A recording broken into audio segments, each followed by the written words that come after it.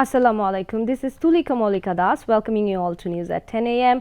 on BTV and BTV World.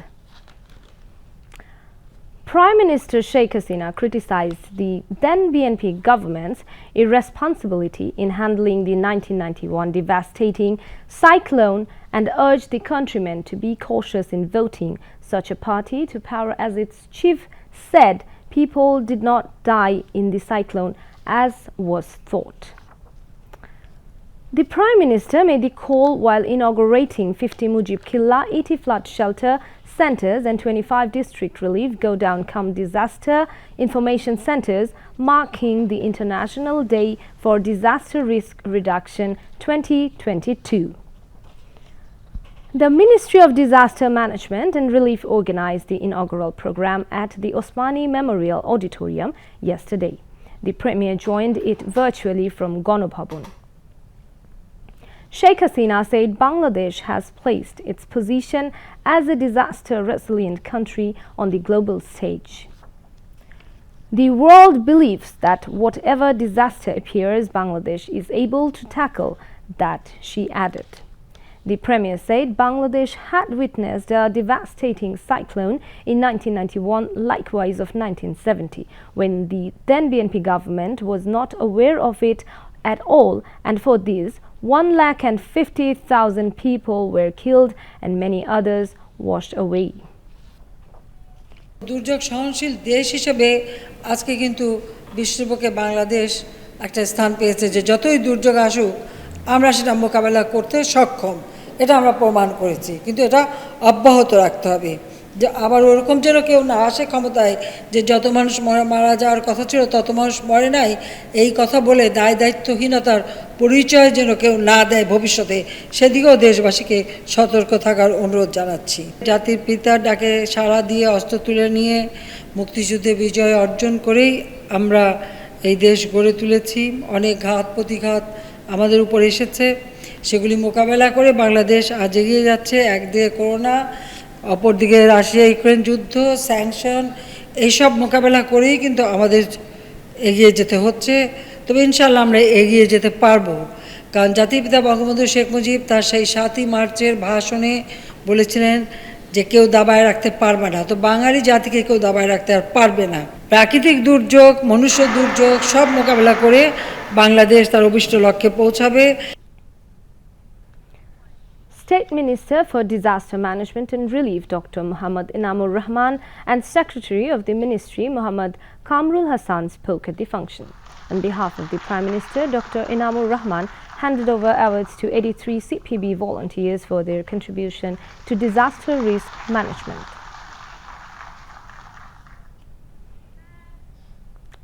Prime Minister Sheikh Hasina has hoped that Bangladesh Army personnel will serve the country sincerely with professional skills and dutifulness, being inspired by the spirit of the Great War of Liberation and the ideals of the Father of the Nation.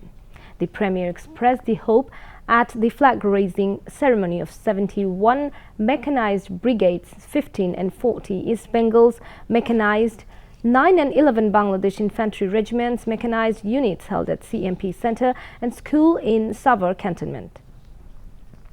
She joined the ceremony virtually from her official residence, Ganobhabon, in the capital yesterday. On behalf of the Prime Minister, Chief of Army Staff General S.M. Shafiuddin Ahmed hoisted the flag. The Premier highlighted the various initiatives taken by her government to modernize the military. The Prime Minister said that every force is being developed in such a way that they can operate equally in the international arena. আমি চাই আমাদের সেনাবাহিনী বা সশস্ত্র বাহিনী কখনো কোনো দিক থেকে পিছনে থাকবে না। সমস্ত আধুনিক যত রকম যুদ্ধ সরঞ্জামাদি আছে তার সঙ্গে পরিচিতি যাতে হয় এবং সেগুলির সাথে সামঞ্জস্য রেখে আন্তর্জাতিক পরিমণ্ডলে সমানভাবে তারা যেন চলতে পারে, সেইভাবে সশস্ত্র বাহিনীকে আমরা গড়ে তুলতে চাই।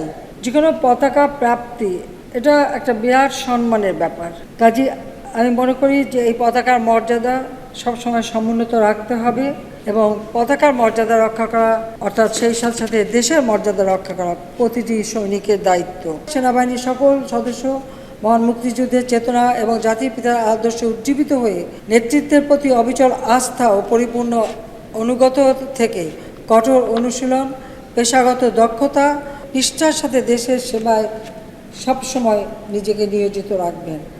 এই দেশ আমাদের, এই মাতৃভূমি আমাদের, কাজে এই মাতৃভূমিকে আমরা এমনভাবে গড়ে তুলব যেন বিশ্বে কেউ বাংলাদেশকে যেন হেয় প্রতিপন্ন করতে না পারে, বিশ্ব দরবারে মাথা উঁচু করে সম্মানের সাথে বিজয়ী জাতি হিসাবে আমরা চলব।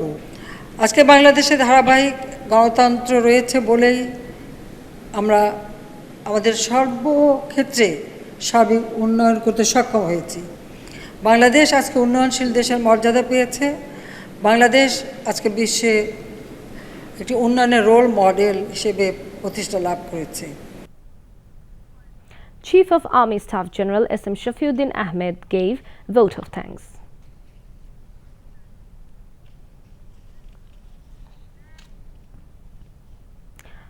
Awami League General Secretary Ubaidul Qadir hoped that the Election Commission will take proper measures to hold peaceful and acceptable polls. The minister expressed the hope while inaugurating route number 22nd and 26 of the Dhaka-Nagor Poribohon yesterday. The Awami League General Secretary has outright rejected the demand of the BNP to withdraw the lawsuits filed against Tariq Rahman so that he can return home. সংগঠিত হয়েছে, সেখানে presiding অফিসারদের ভাষ্য মতে 51টি বন্ধ ঢাকা থেকেই করা হয়েছে। এবার তারা করতে পারেন, তো ঢাকায় বসে সাংবাদিকদের নিয়ে ওখানকার গোপন বুথের যে ছবি এখান থেকে চোখে ধরা পড়েছে তার ভিত্তিতে কেন্দ্রবন্ধ করা কতটা যৌক্তিক, কতটা বাস্তবসম্মত, কতটা আইনসম্মত, এ ব্যাপারে আমি নির্বাচন কমিশনকে বিনয়ের সঙ্গে ভেবে দেখতে বলব। তারেক রহমান বিএনপি মহাসচিব সব ঘোষণা দিয়েছে তারেক জিয়াকে মামলা প্রত্যাহার করে দেশে ফিরিয়ে। যারা মামলা করেছে তাদের কাছে গিয়ে বলুন মামলা প্রত্যাহার করতে, অথবা আদালতকে বলুন। আমাদের কাছে এটা বলা মামা বাড়ি আবদা, এটার কোনো যৌক্তিকতা নেই। মুসলেকা দিয়ে আর রাজনীতি করবেন না। ফখরুল সাহেব মুসলেকা দিয়ে লিখিত বলে গেছেন, আর সেটা বলে বিদেশে গেছে।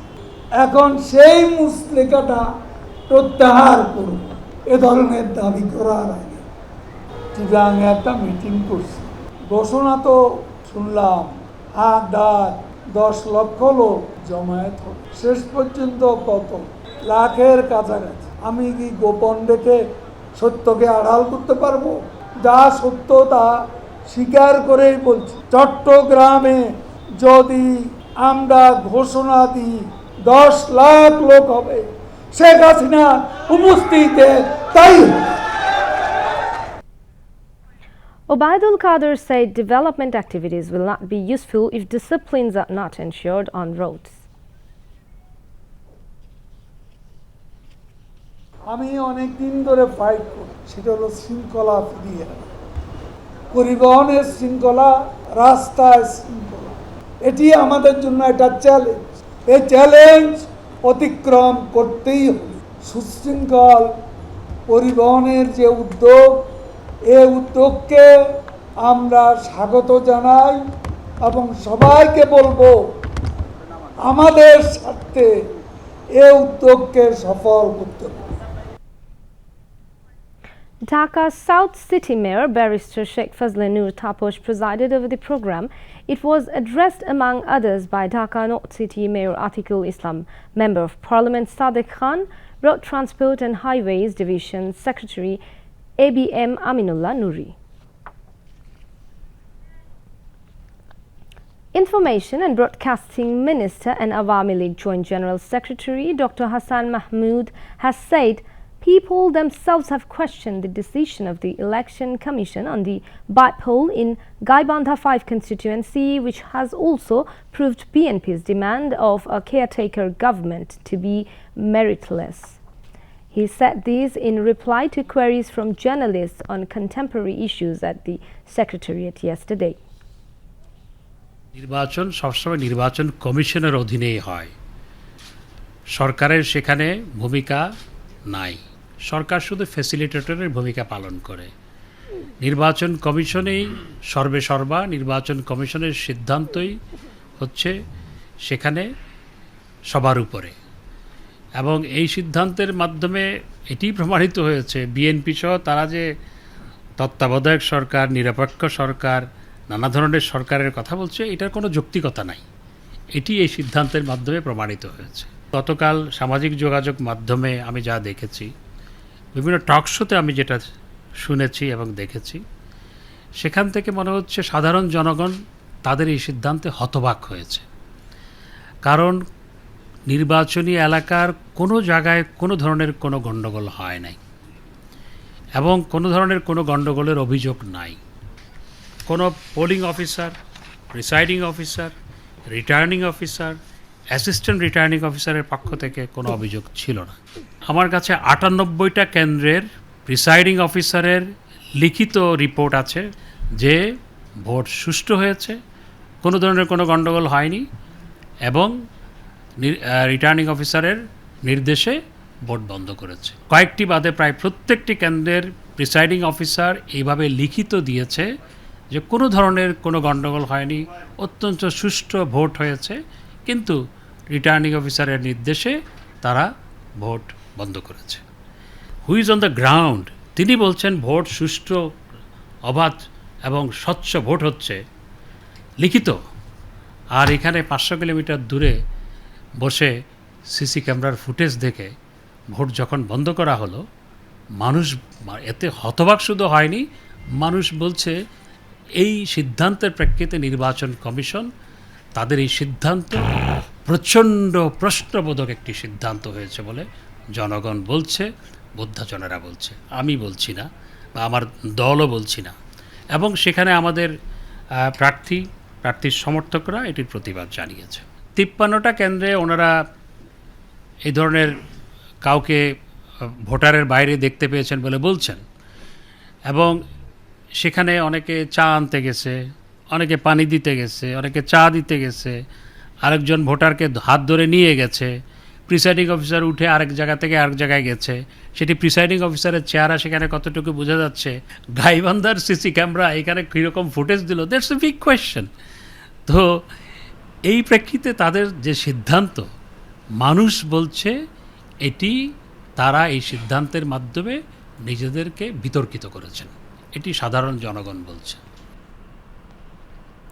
Responding to another query on BNP's rally in Chattogram, Dr. Hassan Mahmood said the turnout in the gathering proves that BNP is detached from people. গতকাল বিএনপির বিভাগীয় সমাবেশ হয়েছে চট্টগ্রাম শহরে, এবং এই সমাবেশ করার আগে যত হাক ডাক দিয়েছিল লক্ষ লক্ষ মানুষ হবে এবং চট্টগ্রাম শহরে জনজোয়ার তৈরি হবে, অনেক কথা বলেছিল। কিন্তু বাস্তবতা হচ্ছে পোলো গ্রাউন্ড মাঠের 1/3 পূর্ণ হয় নাই। এটি হচ্ছে তাদের সমাবেশ গতকাল। তা আমি চট্টগ্রামের ছেলে, চট্টগ্রাম শহরের ওই এলাকাতেই আমার ছোটোবেলা থেকে বিচরণ। পোলো গ্রাউন্ড মাঠ থেকে আমার পৈতৃক বাসা ছিল 2 কিলোমিটার দূরে। তো পোলো গ্রাউন্ড মাঠে মাঝে মধ্যে ভ্যারাইটি শো হতো। তো ভ্যারাইটি শোর সময় যত লোক হতো তার চেয়ে একটু বেশি হয়েছে। এই হচ্ছে তাদের গতকালকের সমাবেশ।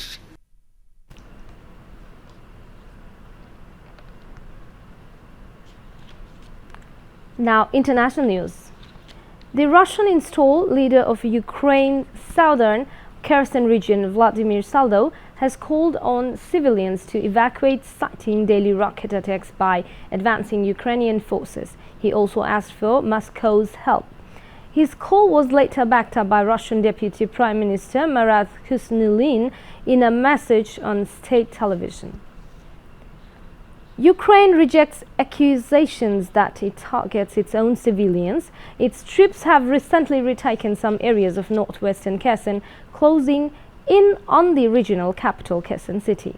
Meanwhile, President Vladimir Putin has proposed to his Turkish counterpart Recep Tayyip Erdogan that Russia could export more gas through Turkey and turn it into a new supply hub as he tries to preserve Russia's energy leverage over Europe. At a meeting in Kazakhstan yesterday, Putin said Turkey offered the most reliable route to deliver gas to the European Union, and the proposed hub would allow prices to be set independent of politics. Russia is looking to redirect supplies away from the two Nord Stream gas pipelines in the Baltic. They were damaged last month. In the explosions that are still under investigation, Russia blamed the West without providing evidence. That's all from the newsroom for the moment. Thank you for staying with us. We request you to follow health guidelines. Wear mask and stay safe from corona. Khuda Hafiz.